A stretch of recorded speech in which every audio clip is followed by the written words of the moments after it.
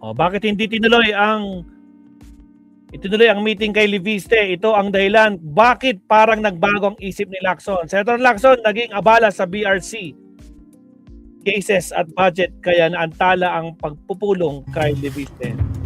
Wala nang maraming paligoy-ligoy pa. Diretso sa punto na. Maiksi lang ang komentaryo, pero diretso sa punto. Maraming kukuro, may tiwali, may totoo. Dito, sa puntong direkto tayo. Alex, shout out. Diretso. Shout out, Alex Taran, shout out. Okay, mga kabayan, anong take ko dito? Ito sa issue ito. Once again, Mabsat, sa mga bagong pasok, shout out po sa inyo and good afternoon. Lunch break po, Mabsat. At syempre, huwag kalimutan mag-like and subscribe. Salamat po. Tuloy, pasok, Attorney Enzo. Hindi na raw tutulungan ni Senador Ping Lacson si Congressman Leandro Leviste. Hindi na tutulungan? Anong take ko dyan? Mga kabunyog, mga kababayan, bakit ang tanong natin kung hindi natutulungan? Nagre-request kasi ng pakikipag-usap, meeting, itong si Congressman Leandro Leviste kay Senate President pro tempore, Senador Ping Lacson. Alam naman natin si Ping Lacson, anti-corruption ang advocacy niyan. Bago pa ito lumitaw itong si Leandro Leviste na parang siya yung champion ng anti-corruption, pero nauna na diyan itong si Lacson. Talagang mas na itong si Lacson pagdating sa usapin ng korupsyon.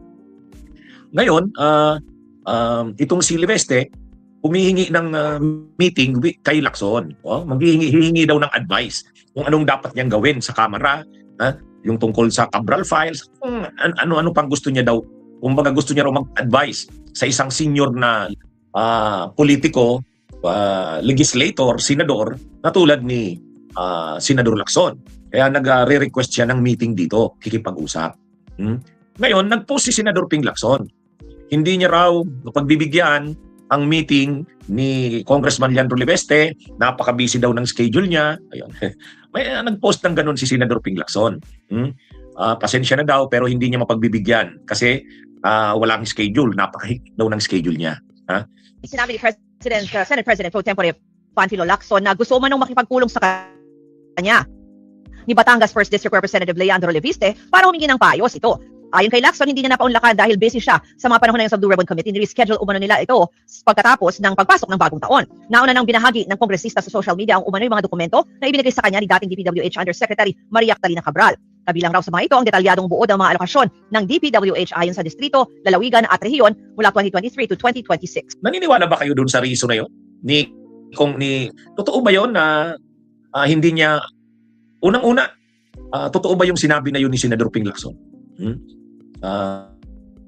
Totoo ba? Sa kanya nga ba talaga galing yun o pinost lang ng administrator ng page niya?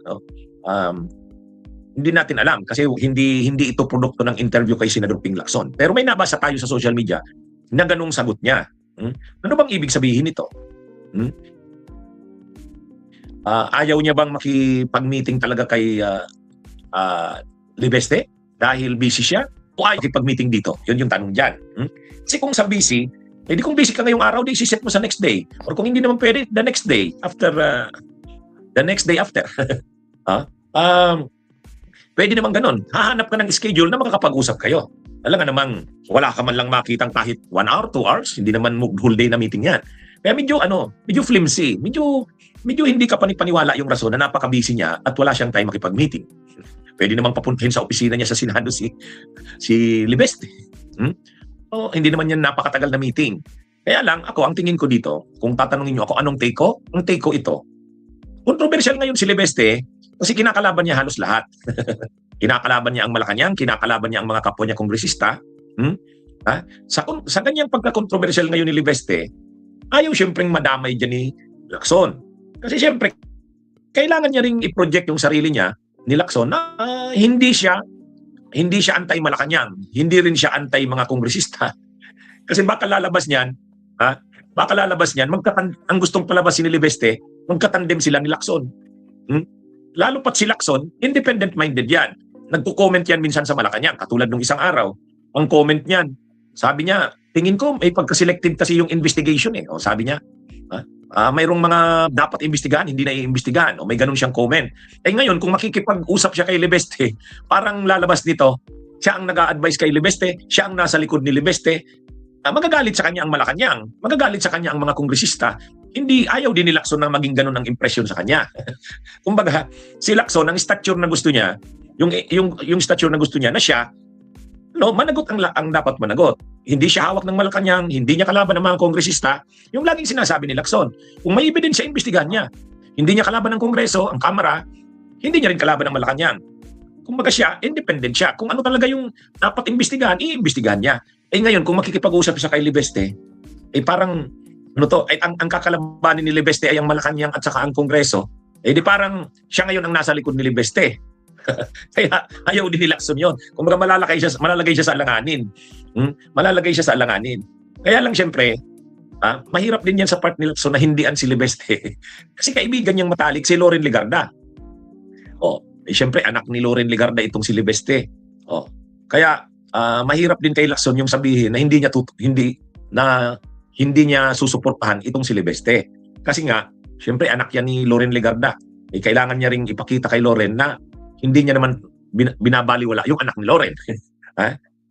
Kaya lang, yun din ang kailangan balansihin ni Lacson. Kung makikipag-usap sa kay Libeste, gagamitin na naman niya ng Libeste na propaganda.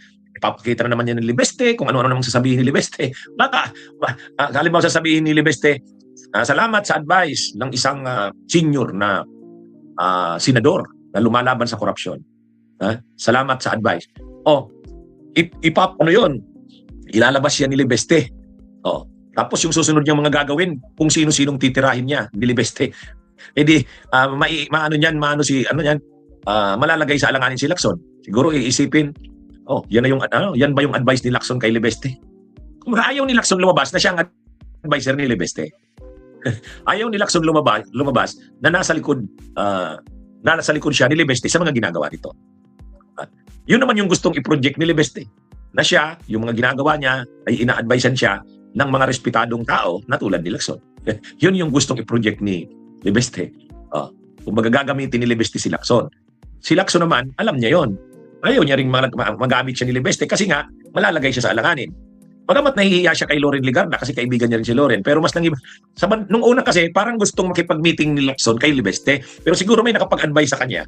Kaya sa last minute, nag-post ng ganung na wala siyang time, busy siya masyado. Maniwala naman tayong busy siyang masyado. Busy siya, pero alam namang hindi ka makakuha ng kahit 1-2 oras sa meeting.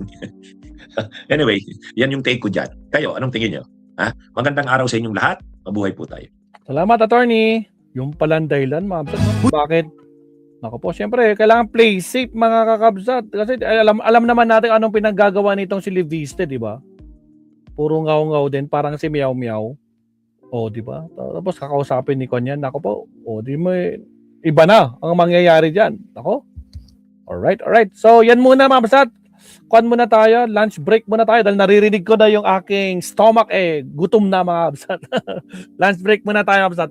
Kita-kits tayo mamayang gabi sa ating next live stream. Maraming salamat Sir Tony, Ma'am Lynn, Benji, Jose Cruz, Elican del Carmen, Alan Valencia, Leonardo Ansag, Lynn Mariano, sino pa ba dyan? Si N-Time, at sa lahat po ng mga pumasok mula pa kanina, maraming salamat sa inyo, Ma'am Sat.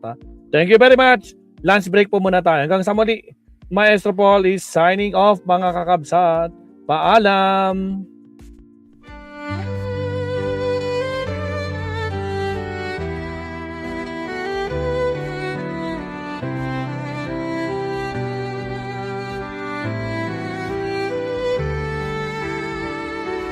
Bawat hakbang, tinik ang iyong daan. Sa sariling bayan, ika'y hinusgahan. Ika'y siniraan ng ganit sa kapangyarihan. Agilang nagnakaw ng pera ng taong bayan. Pinapasan mong lahat ng dusa. Natataka hindi kaya ng iba. Ngunit kahit sugatan, kahit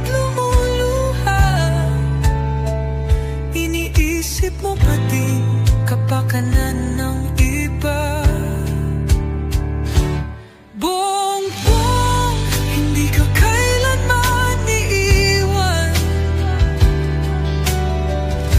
Loyalistang hanggang dulo ay nandyan. Kasama mo kami sa lungkot mo at saya. Pagkat Pilipinas, ikaw ang pag-asa. Sa laot ng unos, ikaw ay nag-iisa. Iba'y nagbubunyi sa iyong pagdurusa. Ngunit lahat ngayon ay malinaw na. Katulong mo ang Diyos, nag-iba sila. Ipinaglaban mo ang lahing sinumpaan. Nagkalat peking balita sa mamayan. Binabaliktad nila ang katotohanan, pero hindi na naig ang kanilang kadiliman. Bongbong, hindi ka kailanman iiwan. Loyalistang hanggang dulo ay nandyan. Kasama mo kami sa lungkot mo at saya. Pagkat Pilipinas, ikaw ang pag-asa. Ikinuhit ng kasaysayan ng pangalan mo, dalisay. Ngunit bakit tila nais kang burahin at siapolakay? Sa iyong mga mata, may luha ng matinding pagdurusa. Ngunit sa puso mo, bayan pa din ang inuuna. Bongbong, hindi ka kailanman iiwan. Loyalistang hanggang dulo ay nandyan. Kasama mo kami sa lungkot mo at saya. Pagkat Pilipinas, ikaw ang pag-asa. Bawat hakbang, tinik ang iyong daan. Sa sariling bayan, ika'y hinusgahan. Ika'y siniraan ng ganit sa kapangyarihan. Hagilang nagnakaw ng pera ng taong bayan. Pinapasan mong lahat ng dusa.